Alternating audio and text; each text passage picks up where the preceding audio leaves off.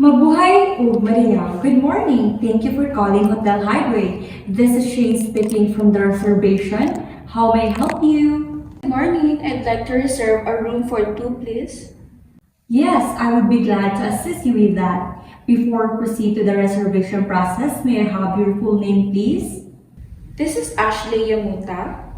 Ashley Yamuta. That's A for Alpha, S for Sarah, H for Hotel, L for Lima, E for Echo, I for India, G for Gold, H for Hotel, Yamuta, that's Y for Yankee, A for Alpha, M for Mike, U for Umbrella, T for Tango, A for Alpha. Did I get the correct spelling, ma'am? Yes. Alright, thank you, Miss Ashley. Could you please provide me with your contact information, including your phone number and email address? Okay, my phone number is 0905-495-6012 and my email address is yashlaynicole@gmail.com. Thank you for that information, Miss Ashley. May I know which date would you like to make your reservation? I'm planning to visit Davao on 25th until 27th of June. Do you have any vacancies? Yes, we have several rooms available for that particular day. May I know what type of room, Miss Ashley, would you like to stay? Do you have any premium room?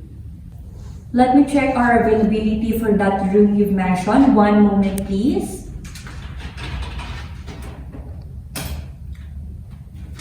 Oh, I'm sorry to inform you, Miss Ashley, but all of our premium rooms have already booked on 25th of June. How about a deluxe room instead?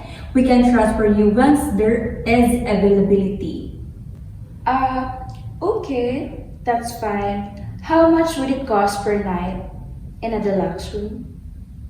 For a deluxe room, we have it at 3,500 per night per room, all-inclusive service charges and taxes, as well as a complimentary breakfast, Wi-Fi access, cable TV, hot and cold shower, other amenities such as hair dryer, and access to the swimming pool and mini bar.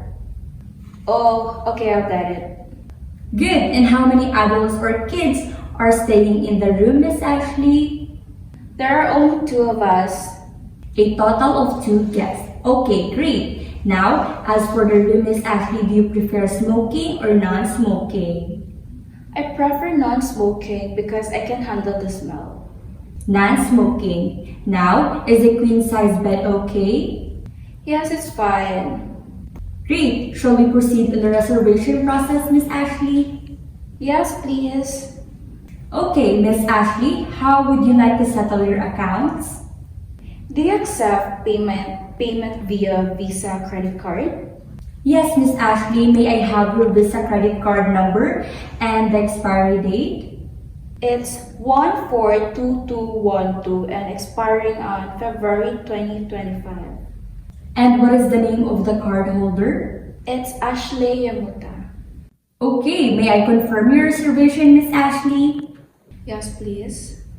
Alright, Miss Ashley, we wish to confirm a reservation under your name, Ashley Yamuta, with a phone number 0905-495-6012. Your email address is ashleynicole@gmail.com and you are checking in on June 25, departing on June 27. Staying in our deluxe room, non-smoking room with a queen-size bed, and you wish to settle your account via Visa credit card amounting 10,500 with number 142212 expiring on February 25. Did I get all the information correct, Miss Ashley? Yes, that's all correct. By the way, we wish to inform you that our check-in time is at 2 o'clock in the afternoon and our check-out time will be on 12 noon on June 27. Okay, thank you for informing me. Is there anything I can do for you, Miss Ashley? No, thank you. That would be all. Alright, thank you for choosing Hotel Highway for your accommodation needs and we wish to see you on June 25. If you have any further question or request, feel free to contact us at any time. Okay, thank you, Shane. I'm glad to assist you, Miss Ashley. Thank you and have a good day. Salamat, ingat po.